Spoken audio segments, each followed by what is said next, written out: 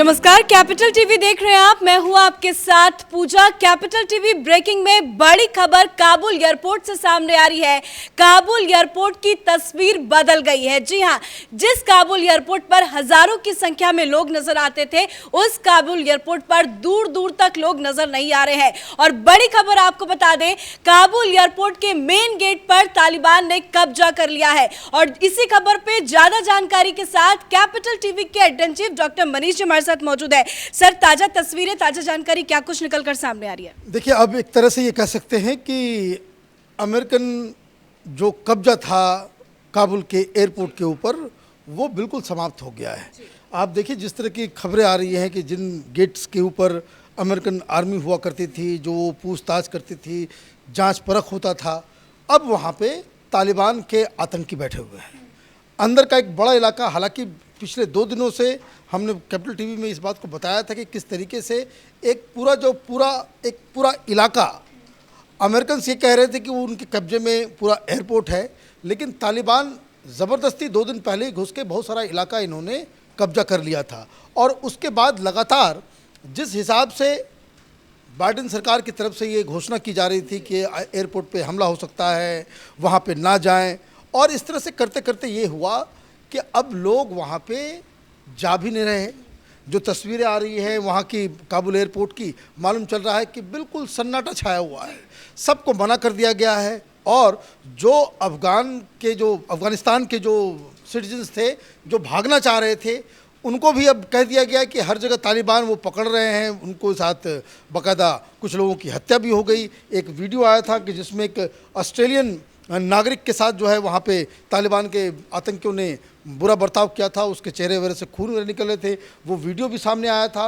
तो कहने का मतलब ये है कि दुनिया मुंह ताकते रही और तालिबान ने वो कर दिखाया जो वो करना चाह रहा था।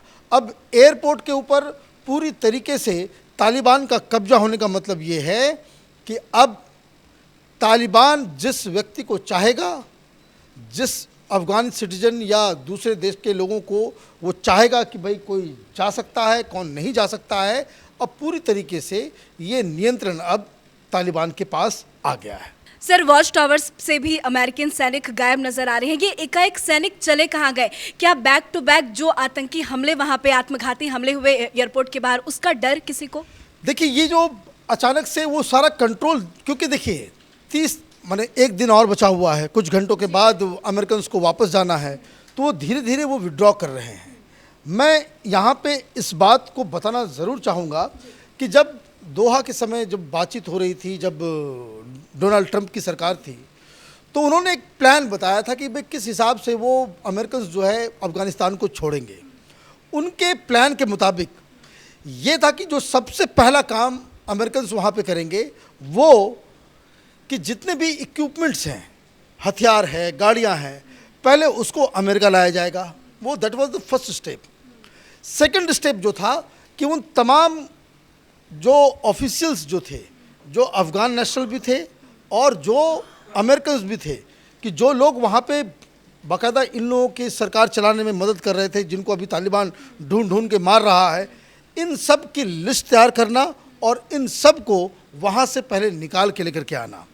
और लास्ट में अमेरिकन सैनिक जो है वो वापस आएंगे। अब बाइडेन सरकार ने क्या किया? बाइडेन सरकार ने ये कर दिया कि ये सबसे पहले कुछ आर्मी वालों को ही वापस भेजना शुरू कर दिया इन्होंने, टुकड़ियाँ वापस लौटने लग गई। दूसरी बात कि आपने बहुत सारे एयरपोर्ट्स, जो बगराम एयरपोर्ट है, बहुत सारे जो आपके जो मिलिट्री इंस्टॉलेशंस थे, जहाँ पे आपकी गाड़ियाँ थी, जहाँ पे आपके हथियार थे, हेलीकॉप्टर्स थे, प्लेन्स थे, उन सब को भी छोड़ दिया। आप ये समझिए कि तालिबान के पास जो जितने हथियार हैं, जितने हेलीकॉप्टर्स हैं, वो कई सारे मुल्कों के पास भी नहीं है। और ये सब के सब अमेरिकन वहाँ छोड़ के आए हैं। उनको बाकायदा उसको कह सकते कि भाई तस्तरी में उन्होंने भेंट दिया है कि भाई आप ये हथियार लेना और इससे फिर जो आतंक करना हो आप आतंक करना। तो वो एक मिस्टेक हुआ।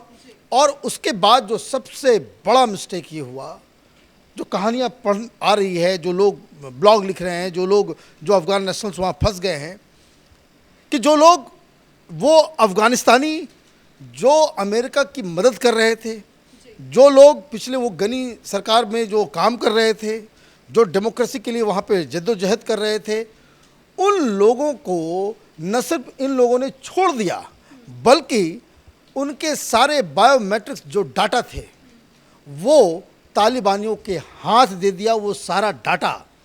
अभी एक जो खबर आती है कि भाई पाकिस्तान के आईएसआई और तालिबानी वो घर घर जा करके नॉक करके लोगों के बारे में पूछताछ कर रहे हैं, तो वो ऐसे नहीं कर रहे, बाकायदा उनके पास जिस तरीके से हमारा जो आधार कार्ड का पूरा डाटा है, उसी तरीके का वहाँ जो बायोमेट्रिक्स डाटा जो वहाँ पे तैयार हुआ था, जो खास करके उन लोगों के लिए काबुल में जो लोग सरकार के साथ मिलकर काम कर रहे थे, वो डाटा भी आपने तालिबानियों को दे दिया। अब वो लोग तो ना घर के रहे ना घाट के रहे, और इसके बाद जब आपको सब कुछ करना ही था तो कम से कम ये इंश्योर कर लिए होते कि जिन लोगों ने आपका साथ दिया।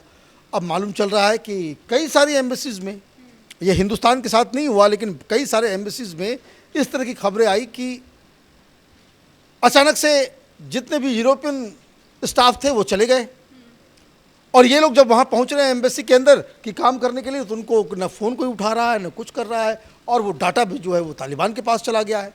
तो आपने वहाँ पे लोगों को मरने के लिए छोड़ दिया, तालिबान के सामने आपने पूरी तरह से सरेंडर कर दिया, और अब जब भी अभी भी तो आपको एक दिन और था आपके पास ये कहने के लिए कि भाई आपका अधिकार क्षेत्र है, आप इसके बाद जाएंगे, लेकिन आज जिस तरह की खबर आ गई कि भाई वहाँ पे जो वॉच टावर है, जो वहाँ पे जो कंट्रोल रूम है, वहाँ पे जो मेन गेट्स हैं, वो हर जगह से जो अमेरिकन जो हैं वो कायरों की तरह वहाँ से वो भाग गए। पहले ही हार मानते हुए नजर आ रहे हैं। यह हार, जब सरकार ही, आप ये समझिए, जब सरकार ही लड़ना नहीं चाह रही तो वो ग्राउंड जीरो में खड़ा वो सैनिक वो क्या करेगा।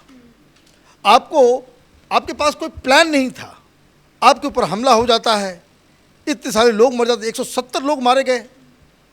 मरने के बाद आपने क्या किया, आपने फिर जवाबी कार्रवाई कर दी। पहले दिन तो आपने किया, न नाम बताया कि कौन मरा नहीं मरा, क्या वो आतंकवादी था या नहीं था, और तस्वीर के नाम पे आपने एक जले हुए ऑटो की तस्वीर आपने शेयर कर दी, एक गड्ढा शेयर कर दिया, और एक घर जो ढंग से तबाह भी नहीं हुआ था।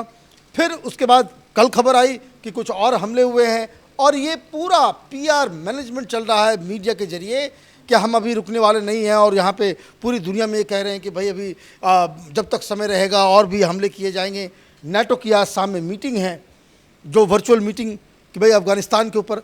अब मीटिंग करने से क्या फ़ायदा, सब कुछ हाथ से चला गया, इज्जत भी ख़त्म, साख भी ख़त्म, एक ग्लोबल पावर होने का आपका वो जो पूरा जो दम्भ था वो तो चकनाचूर हो गया, वो तो पूरी की तरह वो सब कुछ खत्म हो गया। आप कायरों की तरह सिर्फ भागे ही नहीं, बल्कि उन तमाम लोगों को अधर पे लटका दिया जो लोग आपके साथ खड़े थे। हिंदुस्तान की सरकार तो अब भी यही कह रही है कि भाई वो एयरलिफ्ट करेगी, तालिबान से बातचीत करके या किसी तरह से वहाँ मैनेज करके, और जितने भी भारतीय हैं और जो भारत आना चाहते हैं, 2000-3000 लोगों की लिस्ट भी बन गई है कि जो अफ़गानी जो भारत के साथ या फिर पिछली सरकार में काम धाम कर रहे थे, उन सबको हिंदुस्तान लाया जाएगा। ये सरकार अभी भी हिंदुस्तान की कह रही है, लेकिन अब अमेरिका ही वहाँ पे कायरों की भांति जो है वापस लौट गया है, तो अब तो यही होना है जो तालिबान के मन में आएगा वो होगा। ये मान लिया जाए कि पूरे एयरपोर्ट पर अब तालिबान का कब्जा हो जाएगा। एयरपोर्ट के ऊपर ही कब्जा नहीं हो गया है, अब ये कब्जा इस हिसाब से हो गया है कि अफगानिस्तान के अंदर जो लोग फंसे हुए हैं वो बाहर आएंगे या नहीं आएंगे, वो तालिबान के रहमो करम पे हैं। चलिए, बहुत बहुत शुक्रिया सर ताज़ा जानकारी देने के लिए। तो बड़ी अपडेट आपको बता रहे हैं, कल और आज में काफ़ी कुछ बदल गया है। कल जैसे तस्वीरें आ रही थी, एयरपोर्ट के बाहर काफ़ी लोग नजर आ रहे थे, अब वो भीड़ धीरे धीरे खत्म हो गई है। अमेरिकी सैनिक भी वहां से गायब हो गए हैं। अब ऐसे में बड़ा सवाल यही है कि क्या तालिबान ने एयरपोर्ट पर कब्जा कर लिया है। अफगानिस्तान से जुड़ी पल पल की अपडेट, पल पल की जानकारी कैपिटल टीवी आपको बता रहा है। देखते रहिए कैपिटल टीवी। फिलहाल कैमरा पर्सन अशोक के साथ मैं पूजा, कैपिटल टीवी।